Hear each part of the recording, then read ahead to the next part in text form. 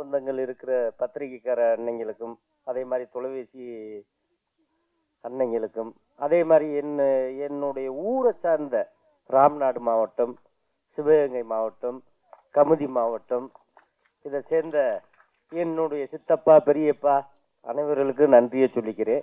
அதே மாதிரி மேடையில் அமர்ந்திருக்க நான் அதிகமாக நான் பேசக்கூடாது, இருந்தாலும் ஒரு 4 வார்த்தை மட்டும் பேசிக்கிறேன்.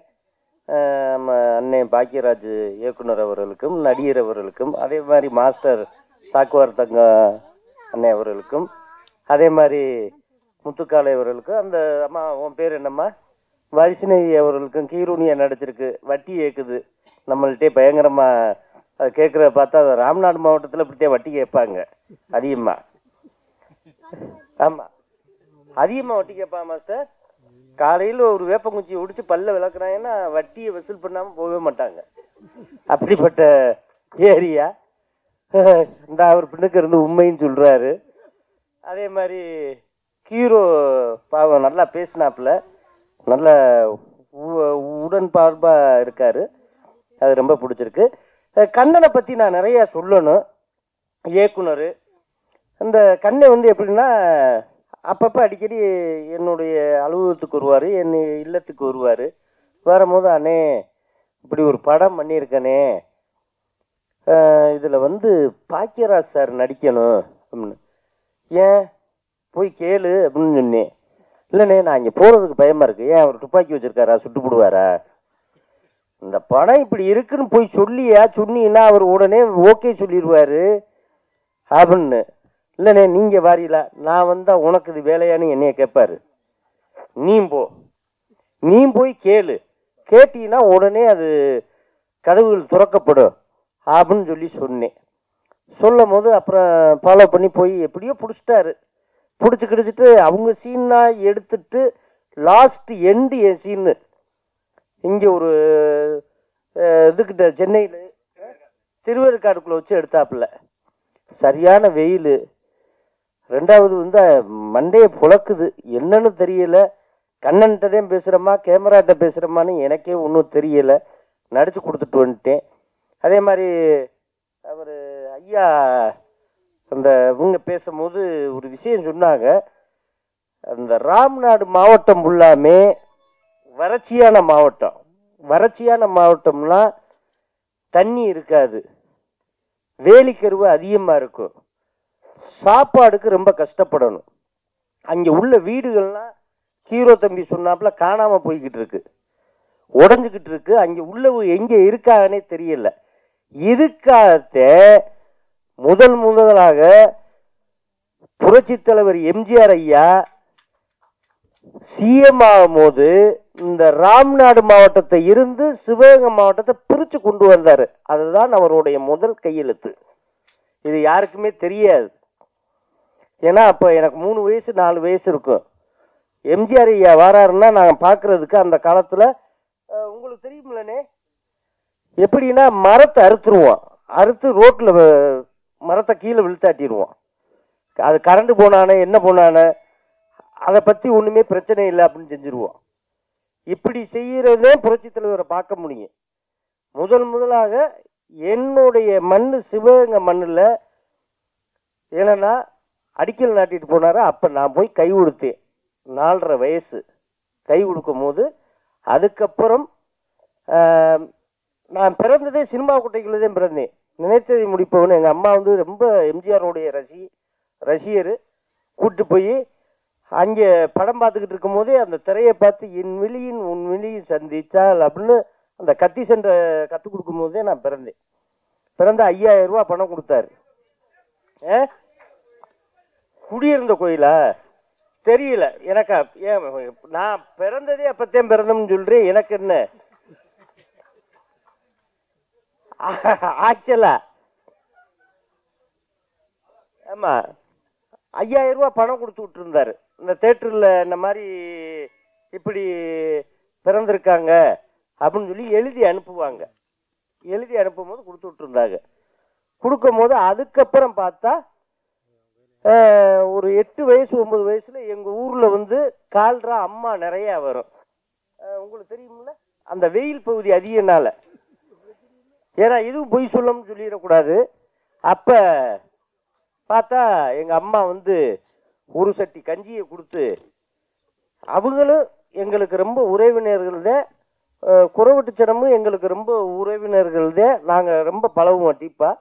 அவங்ககிட்ட எம்ஜிஆர்னு பச்சையை குத்தி ஏடிஎம்க்கு குடியை போட்டு விட்டுருச்சு எங்கள் அம்மா. ஏன்னா கால்ரா வரக்கூடாது, கட்டுப்பாடாக இருக்கணும், அம்மா அம்மா போட்டுறக்கூடாது.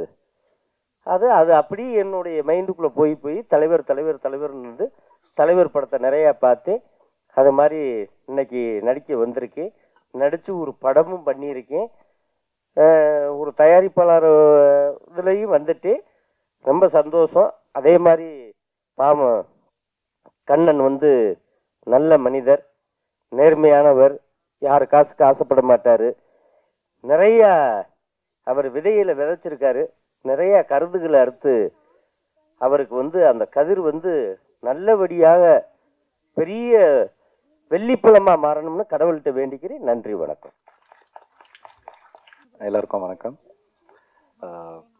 ஃபர்ஸ்ட் இந்த படம் ஆண்டவன் அப்படின்ற ஒரு படத்துக்கு ஒரு மிகப்பெரிய வாழ்த்துக்கள். படத்தில் அவங்க எந்த அளவுக்கு அவங்க இந்த சமுதாயத்து மேலே அக்கறை இருக்கிற விஷயங்களை காமிச்சிருக்காங்கன்னு எனக்கு தெரியல. பட் இது வரைக்கும் இங்கே இருக்கிறவங்க பேசினவங்க நிறைய பேருக்கு வந்துட்டு நிறைய அக்கறை இருக்குது. ரொம்ப நல்ல எமோஷ்னல் பர்சனாக இருக்காங்க. அவங்கள பார்க்கும்போது ரொம்ப சந்தோஷமாக இருக்குது. அண்ட் அவங்க ஒரு படம் எடுத்திருக்காங்க, ஒரு ஃபஸ்ட்டு படம் எடுத்திருக்காங்க, ஒரு விஷயத்த ட்ரை பண்ணியிருக்காங்க. அண்டு நிறைய பேர் பேசும்போது தான் தெரியுது மகேஷ் வந்துட்டு யூடியூப்லலாம் வந்துட்டு வீடியோஸ்லாம் போடுறார் அப்படின்ட்டு. ஸோ அது ஒரு நல்ல ஒரு இன்ஃபர்மேஷனாக இருக்குது. ஸோ நிறைய பேர் நியூ கம்மர்ஸ்க்கு இந்த ஒரு படம் ஒரு நல்ல ஒரு அடையாளமாக இருக்கணும்னு அந்த ஆண்டவனை வேண்டிக்கிறேன். அண்ட் அந்த படம் பெரிய சக்ஸஸ் ஆகணும்.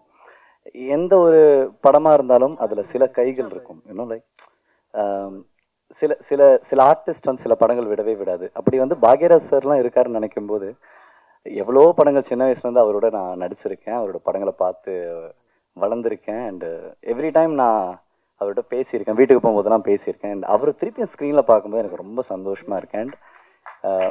இந்த மாதிரி ஆர்டிஸ்ட் எல்லாருமே வந்துட்டு இந்த மாதிரி யங்ஸ்டர்ஸுக்கு வந்துட்டு ஒரு வாய்ப்பு கொடுத்து, அவங்க டைம் கொடுத்து, அவங்க டேட்டு கொடுத்து, அவங்க எனர்ஜியை கொடுத்து வேலை பார்க்கும்போது தான் அந்த யங்ஸ்டர்ஸ்க்கு ஒரு பெரிய ஒரு ஒரு ஒரு ஒரு பூஸ்டாக இருக்குது. ஸோ அதுக்கே நம்ம வந்து மிகப்பெரிய ஒரு வாழ்த்துக்கள் வந்துட்டு சாருக்கு சொல்லணும்.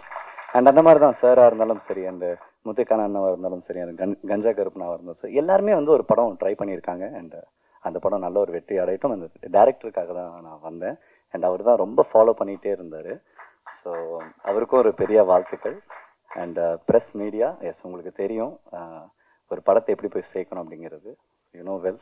ஸோ அதை நீங்கள் கரெக்டாக பண்ணிடுவீங்கன்னு தெரியும். ஆண்டவன் திரைப்படத்தோட தேர்தல் விழாவுக்கு வந்திருக்க அனைத்து பத்திரிகை, டிவி மற்றும் அனைத்து ஊடக நண்பர்கள் எல்லாத்துக்கும் என்னுடைய பணிவார்ந்த வணக்கம் தெரிவிச்சுக்கிறேன். இங்கே எனக்கு இந்த ஸ்படிய மாலை கொடுத்து அப்புறம் முருங்கைக்காய் வேறு கொடுத்தாங்க, அவங்களுக்கு நன்றி தெரிவிச்சுக்கிறேன்.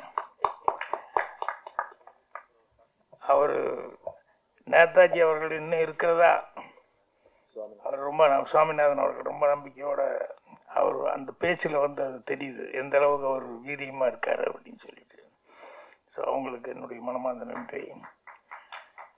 எங்கள் ஸ்கூலில் படிக்கும்போது ஒரு வாத்தியார் இருந்தார்.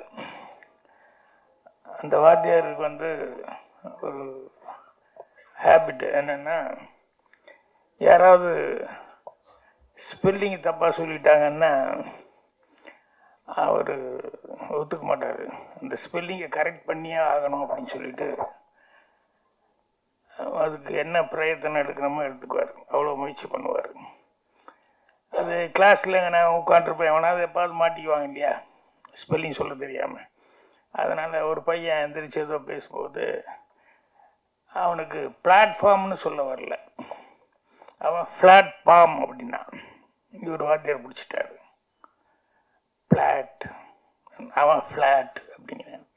பிளாட் பா பா, பிளாட்ஃபார்ம் அப்படின்னு ஃப்ளாட் பாம்ங்கிறான் அவன். இவர் பா பா பிளாட் பிளாட் இப்படியே சொல்லிக்கிட்டு இருக்காரு. அவனும் எஃப்எஃப்லேயே சொல்லிட்டு இருக்கான ஒழிய அவன் ஃப்ளாட்லாம் பீல ஆரம்பிக்க மாட்டேங்கிறான். இது அடுத்த பீரியட் பெல் அடிக்கும், அந்த வாத்தியார் வந்தால் உள்ளே வந்துட்டு இந்த வாத்தியார் இருக்கிற பாட்டு கொஞ்சம் எக்ஸ்கியூஸ் மீ அப்படின்னு சொல்லிட்டு மறுபடியும் அந்த பிளாட்னு இவர் எப்படியாவது சொல்கிறதுக்கே ட்ரை பண்ணிட்டுருப்பார். இது ஒரு நாள் அவர் இந்த வாத்தியாரும் ஸ்பெல்லிங் கரெக்ட் பண்ணுற வாத்தியாரும் இன்னொரு வாத்தியார் உட்காந்து பேசிட்டு இருக்காங்க. அது நடுவில் இந்த பில்டிங் அந்த பில்டிங் நடுவில் கிராஸ் பண்ணும்போது அவங்க நின்று ஏதோ பேசிட்டு இருந்தாங்க. அப்போ அந்த ஆப்போசிட் வாத்தியாரை தோட்ட வேலை செய்கிற ஒரு கார்டனர் இருக்கார் இல்லையா, அது செடியெல்லாம் வெட்டிக்கிட்டு தண்ணியெல்லாம் ஊற்றுற கார்டனர், அவர் அந்த வாத்தியாரை கூப்பிட்றதுக்காக பக்கத்தில் சார் உங்களை லைப்ரரி மாஸ்டர் வர சொன்னாருங்க அப்படின்னா, நான் வர்றேன்னு சொல்லுன்னு அவர் சொல்கிறாரு. இல்லை இருக்கு அப்படின்னு சொல்லிட்டு என்ன சொன்னேன், இந்த லைப்ரரி மாஸ்டர் வர சொன்னேன். லைப்ரரி இல்லை லைப்ரரி அப்படின்னு. அவன் தோட்ட வேலைக்காரன், அவனுக்கு என்ன தெரியும், அவன் லைப்னே சொல்ல வரல, அவனுக்கு ரைப்புன்னு லைப் இப்படியே சொல்லிட்டு. இது எங்களுக்கு எல்லாம் எப்பவுமே காமெடியாக இருக்கும். இந்த மாதிரி அவர்கிட்ட யார் சிக்குவாங்க, எவ்வளோ நேரம் பாடம் எடுப்பார் அப்படின்னு சொல்லிட்டு. ஆனால் அவருடைய இயல்பு அப்படிங்கிறது அது. அவனை கரெக்ட் பண்ணியே ஆகணும், அவன் தப்பாக சொல்கிறது விடக்கூடாது, அவனை கரெக்ட் பண்ணியே ஆகணும்னு சொல்லிட்டு அவ்வளோ பிராயத்தனம் பண்ணிட்டு பண்ணுவார். என்னன்னா இது அவருடைய கேரக்டர். இது யாருக்காக சொல்ல வந்தேன் அப்படின்னு சொன்னால் நம்ம கண்ணனுக்காக சொல்ல வந்தேன். என்ன அப்படின்னா, எல்லாரும் எப்படியோ சினிமா எடுக்கணும், அதை பண்ணு இதை பண்ணு நினச்சா கூட நான் எடுக்கிற சினிமா இப்படித்தான் இருக்கணும் அப்படின்னு சொல்லிட்டு கங்கணம் கட்டிட்டு, அது வெற்றி தோல்வி முக்கியம் இல்லை, அது காசு வருதா போகுதாங்கிறது முக்கியம் இல்லை, நான் ஏதாவது உபயோகமான ஒரு கருத்து சொல்லியே ஆகணும் அப்படின்னு சொல்லிட்டு. ஸோ ஊருக்காரங்க நிறைய பேர் வந்திருக்காங்க. மற்றவங்க கூட முத்துக்காடை ஒரு புக் எழுத போகிறேன்னு என்கிட்ட சொல்லிகிட்டு இருந்தார். அவர் தமிழ் மேலே இவ்வளோ பற்றுதலாக இருப்பார் அப்படிங்கிறதும், தமிழை இவ்வளோ தூரம் கற்றுக்கிட்டு இருக்காரு அப்படிங்கிறது எனக்கு உண்மையிலேயே ஆச்சரியமாக இருக்குது. கண்ணதாசன் சாரை பற்றி பேசி, அவருக்கு ஆரிஜின் யாருன்னு பேசி, அதுக்கப்புறம் அவர் எழுத போகிற புஸ்தகத்தை பற்றியெல்லாம் என்கிட்ட சொல்லி, அந்த புஸ்தகம் என்ன மாதிரி புஸ்தகம் அப்படிங்கிற மாதிரி சொல்லி எனக்கு அணிதர் கொடுங்க அப்படின்னு சொல்லிட்டு பேசுறதுக்கு முன்னாடியே கேட்டார். வந்தோன்னையுமே நான் புஸ்தகம் எழுதியிருக்காருன்னு அணிந்துரை கேட்குறாருங்கும் போது கண்டிப்பாக நான் கொடுக்குறேன் அப்படின்னு சொல்லிட்டேன். அவர் பேசி இந்த மாதிரி இவ்வளோ தூரம் தமிழ் பற்றுதலாக அவர் பேசி ரொம்ப சந்தோஷமாக இருந்தது. அது மாதிரி எல்லாருமே பேசினவங்க ஒவ்வொருத்தரும் எல்லாமே நல்லா பேசினேன். இந்த பொண்ணு வேறு தமிழ் கொஞ்சம் அப்படி இப்படி இருந்தால் அட்ஜஸ்ட் பண்ணிக்குவானா. அப்புறம் நான் கேட்டேன், தமிழ் சுத்தமாக தானே பேசுது, ஏன் இப்படி பேசுகிறாங்க அப்படின்னு. எந்த ஒரு தாய் பாஷைன்னு தெரியலன்னா அப்புறமா ஆந்திரா அப்படின்னு சொல்லி தெலுங்கு அப்படிங்கிற மாதிரி சொன்னாங்க. ஸோ இவங்க எல்லாருமே அது நடிக்கும்போது வர அந்த பொண்ணு கேட்டது எனக்கு ரொம்ப ஆச்சரியமாக இருக்குது. என்னென்னா, கிராமத்து கதைன்னு ஒன்று என் கலருக்கு அது சரியாக வருமா, கிராமத்து பொண்ணு மாற அப்படிங்கிற மாதிரி அவங்களுக்கு உள்ள எல்லாருக்குமே ஒரு கிராமம் அப்படின்னா இப்படி தான் இருப்பாங்க. கருப்பா அந்த வெயிலில் அலைஞ்சு கிளைஞ்சி நல்லா பிறந்திருந்தா, கொஞ்சம் கலராக பிறந்திருந்தா கூட அந்த வெயிலுக்கு அதுக்கும் அந்த இதில் ஆட்டோமேட்டிக்காக அந்த கலர் எல்லாம் வேறு மாதிரி ஆகி போகும் இல்லையா. அதனால் அது சரியாக இருக்குமா அப்படிங்கிற மாதிரிலாம் நியாயமான ஒரு சந்தேகத்தில் டைரக்டராக இல்லை, அதெல்லாம் ஒன்றும் காரணமெல்லாம் இப்படி கிடையாது, கருப்பு சிவப்பெல்லாம் இங்கே பார்க்குறாங்க அப்படிங்கிற மாதிரி சொல்லி. ஸோ நான் இன்னைக்கு ஏன்னா இவர் எடுத்த படத்துக்கு எந்த அளவுக்கு பத்திரிகை நண்பர்கள், அது மற்ற நண்பர்கள் எவ்வளோ பேர் என்னுடைய சப்போர்ட் இருக்க போகுது அப்படிங்கிறது எனக்கு ஒரு டவுட்லேயே இருந்தேன் நான்.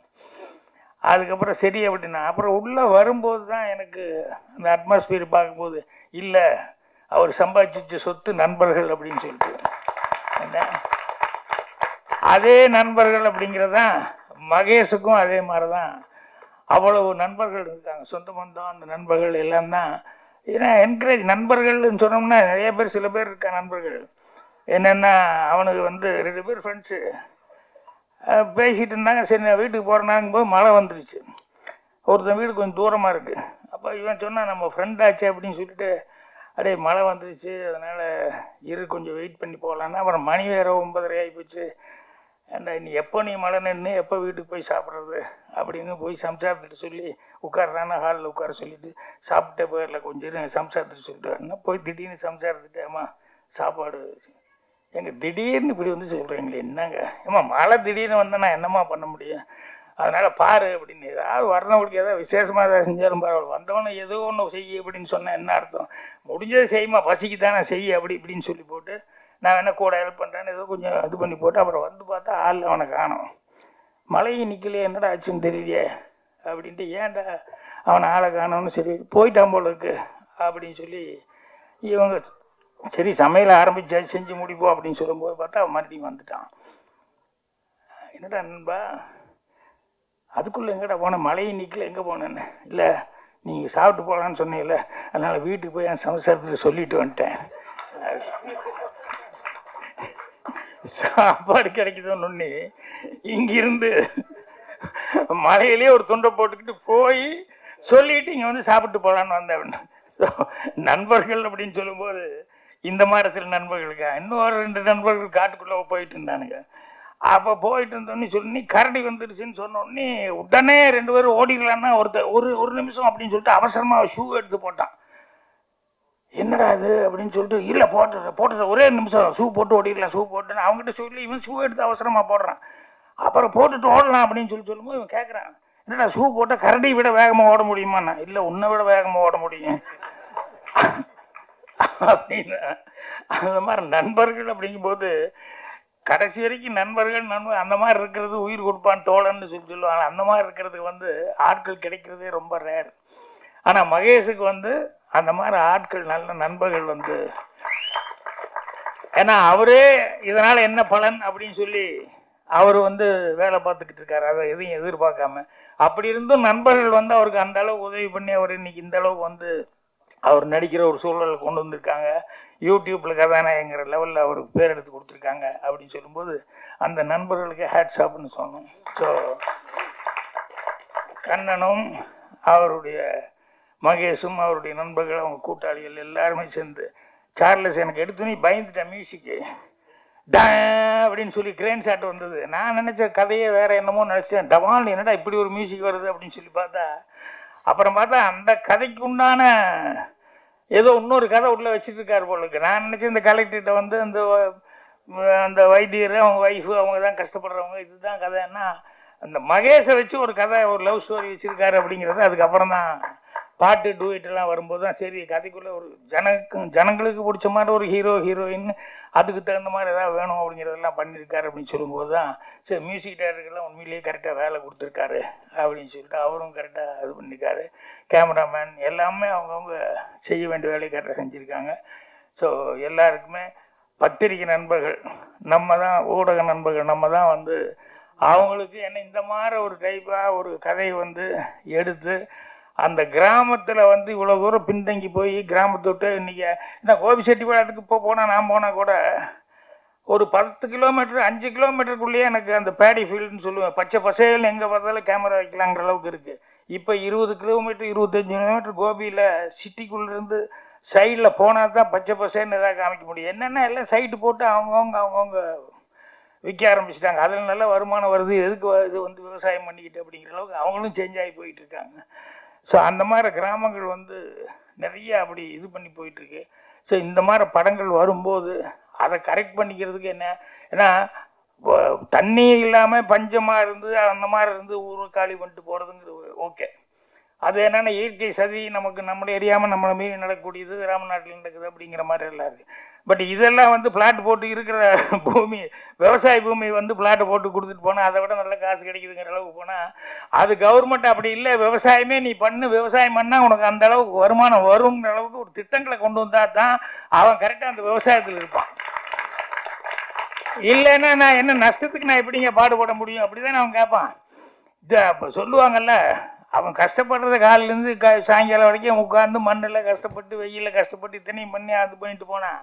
அவன் ப்ராடக்ட்டுக்கு அவன் ரேட்டு பட்டு ஃபிக்ஸ் பண்ண முடியலையே, அவன் சொல்கிற ரேட்டுக்கு தான் கொடுக்க வேண்டிய கேள்வி, இவன் ஒரு ரேட்டு இவ்வளோ ஆச்சுங்க அப்படின்னு வைக்கவே முடியலையே. ஸோ அதனால் அந்த அடிப்படையே மாற்றப்படணும். இந்த மாதிரி படங்கள் வரும்போது அந்த அடிப்படை திட்டங்கள் அதெல்லாம் அரசாங்கம் உள்ளே புகுந்து அவங்களும் கவனிச்சுட்டு ஹெல்ப் பண்ணுவாங்கன்னு நினைக்கிறேன். அதுக்கு பத்திரிகை நண்பர்கள் எல்லாருமே உங்களுடைய ஊக்கங்களை கொடுக்கணும். அந்த படம் நல்லா ஓடுறதுக்கு என்ன உண்டோ அதுக்கு உண்டான விமர்சனங்களை நீங்கள் எழுதணும்னு சொல்லி கேட்டுக்கிறேன். இந்த டீம் எல்லாத்துக்குமே என்னுடைய மனமார்ந்த நல்வாழ்த்துக்களை தெரிவிச்சுக்கிறேன். ரொம்ப இப்படி ஒரு டீமில் வேலை பார்த்தது எனக்கு ஒரு ஆத்ம திருப்தியாக இருக்குது, சந்தோஷம். நன்றி.